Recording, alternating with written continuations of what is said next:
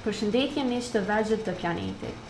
Unë jam Elita dhe mirë se erdhët në një tjetër epizod të podcastit Fëmijët Pyesin.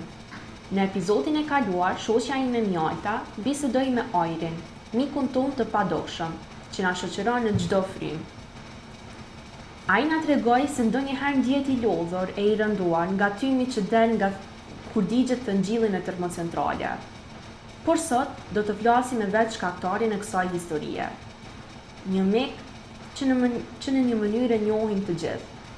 E kemi parë në librat e shkollës, kemi dëgjuar për të në gazeta në lajme, e madje e shohim çdo ditë në tymrat që dalin nga oxhaxhet e termocentraleve. Ai është një emër që përmendet shpesh kur flasim për energjinë, ndotjen dhe historinë e vendit tonë. Po, është i famshmi Thëngjilli. Mirë se erdhe në podcastin tonë, Thëngjill. Faleminderit Elita. Jam pak i emocionuar, sepse zakonisht të gjithë flasin për mua, por rrallë herë më pyesin çfarë mendoj unë. Atëherë, për ta filluar, kush je ti në të vërtetë? Nga vjen gjithë kjo energji që ke brenda teje?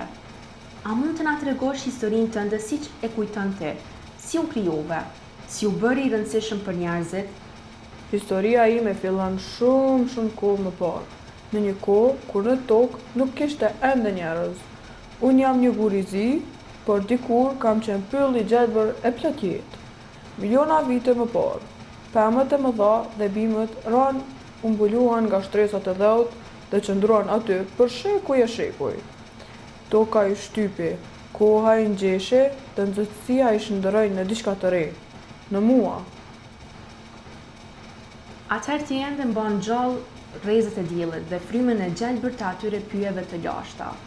Saktësisht, në çdo copës timën ka pak dritë dielli të ruajtur thellë në tokë. Prandaj, kur digjem, unë lëshoj nxehtësi, sepse brenda meje ndodhet ajo energji që natyra ka mbledhur për miliona vite. Kështu, unë u bëra një nga burimet më të para që njerëzit përdoren për të gatuar, për të ngrohur dhe më vonë për të krijuar energji elektrike. Në Kosovë flitet shpesh për termocentralet, që djegin Thëngjill. Pse përdorimi yt është kaq i madh këtu? Sepse Kosova ka shumë rezerva të mira në tokë. Për shumë vite, unë kam qenë burimi kryesor i energjisë për të gjithë vendin, për dritat në shtëpi, për shkolla, spitale e fabrika. Unë kam dhënë shumë nxehtësi dhe rrymë, por gjithmonë me një çmim. Çfarë do të thotë kjo, gjithmonë me një çmim? E di, kjo tingëllon sikur bëhet fjalë për para apo jo, por në rastin tim, çmimi nuk është në euro apo në cent.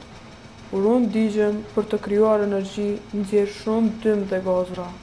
Ato ndotin ajrin që thithim, ujin që pim dhe tokën ku rriten bimët.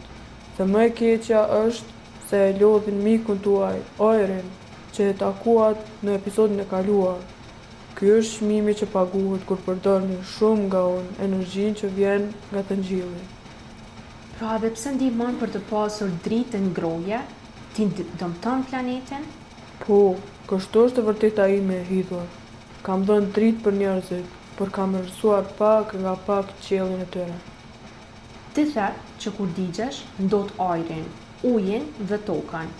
Po pse të përdorin njerëzit ende nëse e din që dëmton planetin? Sepse unë jam i lirë dhe i lehtë për të gjetur. Shumë vende më kanë përdorur për vite të tëra për të ngrohur shtëpi dhe për të prodhuar energji. Por tani, njerëzit po kuptojnë se planeti nuk mund të më përballojë më shumë gjatë. A do të thotë kjo që një ditë mund të mos përdori më dhe ti mund të më zallënsohesh? Po, shumë vende po përpiqen ta ndalin përdorimin tim. Po ndërtojnë panele solare, tubina me erë dhe po kërkojnë mënyra të pata për të krijuar energji. Kjo quhet tranzicion i gjelbër, një mënyrë për të ndarë nga unë pa e lënë asvend në errësirë. Tani që po flet për ndryshimin, më bëhet kurreshtja, si ishte jeta jote më parë, kur ishe ende fshehur nën tokë? Po, më kujtohet qetësia. Aty poshtë ishte ngrohtë, errësirë, por e qetë.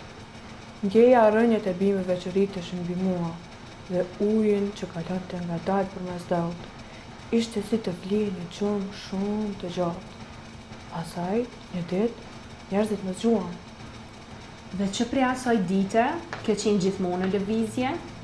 Po, gjithmonë në flak. Ndonjëherë më duket sikur edhe unë kam nevojë të pushoj, siç pushojnë rreth pas shiut. Po nëse do të mund të flisje me diellin, çfarë do t'i thoje ti? Do t'i thoja, faleminderit që më dhe energji, për tani është rrodha jote të ndryshosh botën direkt. Dielli më i mirë se unë, ai jep dritë e nxehtësi, pa ndotur as dëmtuar planetin. Më pëlqeu shumë ajo që the, Thëngjell.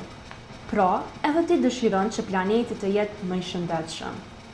Po, Elita, edhe pse jam Thëngjell, unë dua të jem pjesë e zgjidhjes, jo e problemit. Kjo është shumë e bukur. Edhe unë mendoj se çdo fëmijë që na dëgjon sot do të filloj të kursej energji. Sepse çdo drejtë e fikur, çdo biçikletë e përdorur në vend të makinës është një frym e pastër më shumë për ajrin. Saktësisht, ju fëmijët janë ndryshimi. Mund të flisni me prindërit, me mësuesit, madje edhe me shokët për mënyra më të pastra për të krijuar energji. Mos harroni, ndryshimi fillon nga ju.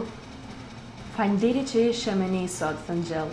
Mësuam shumë për ty dhe për mënyrën se si mund ta mbrojmë planetin tonë.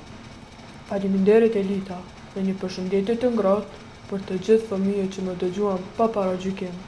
Kujdesuni për tokën, sepse ajo do t'ju falë gjithmonë më shumë se ç'mund t'i kërkoni.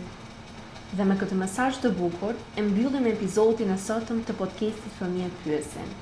Mos harroni, çdo frymë e pastër fillon me një zgjidhje të mirë. Deri në episodin tjetër, kujdesuni për planetin dhe për njëri tjetrin.